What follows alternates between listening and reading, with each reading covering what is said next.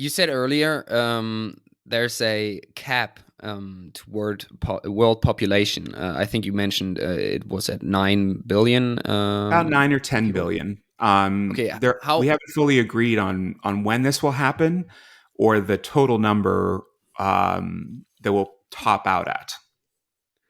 Okay, but how does it? How do you predict these things? I would say, like, and how reliable are those predictions? They're pretty good. Um, I think that the models that the UN uses are a little outdated. The UN predicts the global population will stop by 2086, 2085, 2086. And so we'll hit that upper number, just about 10 billion or a few 100 million more than that. There is growing thinking, though, that our models are somewhat outdated. And the Club of Rome, for example, a group of economists, demographers, social scientists, are predicting that global population growth could actually start a lot sooner, perhaps as early as the 2050s. Well, guess what? That means that both you and I are going to be alive for that. There's less a chance that we're going to be alive for 2086, but the likelihood of being alive for 2050s is I mean, that's just a few 20 years away, 30 years Yeah. away from now.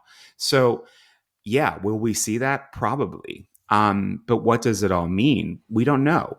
We've never experienced a worldwide population decline since the Black Death, since the plague that ravaged Europe in the Middle Ages. We've never experienced it before, and that was a single event that happened over a number of years that we eventually recovered from. This is an event that's been happening. It's a structural force that's been occurring now for, frankly, over 2 centuries. And it's really sped up in the past century. It is tied intrinsically to industrialization, modernization, and the creation of social welfare. So let's say we want to turn that around. We want to get those numbers up again. Well, we could deindustrialize. We could go back to living an agrarian lifestyle. We could take away things like birth control. You can no longer have that.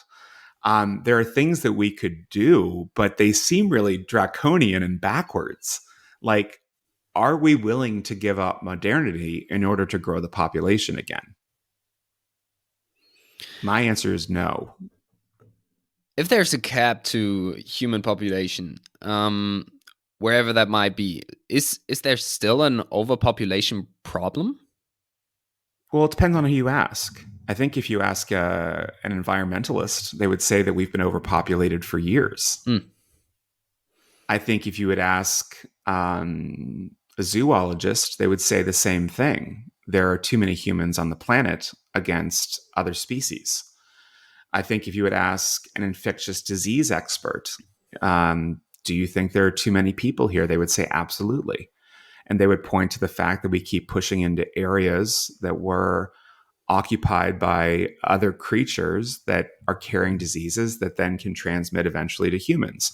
COVID is a perfect example of that, where humans interacted with native species and a disease jumped from the native species to a person, causing a worldwide pandemic. So, yeah, I think you could ask thousands of people, are we too many people now? And you'd get a resounding yes. You would get a resounding yes. But if you asked a real estate developer, they would say, no, we've got plenty of land. We can build more houses. If you asked the head of any corporation, they would say, absolutely not. We can always have more consumers. We can always Mm. have more consumers. If you ask a social scientist, particularly a demographer or somebody who deals in the political sciences, they might say, well, it depends. Having more people means it's harder to govern. There are lots of different perspectives on this. I think, from my standing, we have more than enough people now.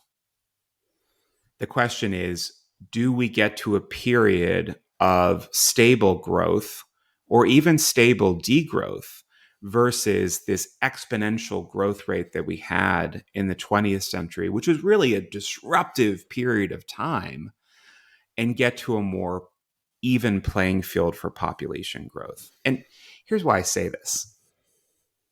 For most of human history, like I said, we've been around for 300,000 years, 10,000 of which have been in civilization. Our populations have grown very slowly, very slowly. And I challenge anyone listening to this today to just take a look at the population growth map of the world from about 10,000 years until today. And it really is a shocking image to see, because right around 1900, you see this trend line that is kind of stable, just shoot through the roof. Shoot through the roof. And that signals disruption. Now, will our degrowth be as disruptive as our exponential growth? Hard to say. Hard to say.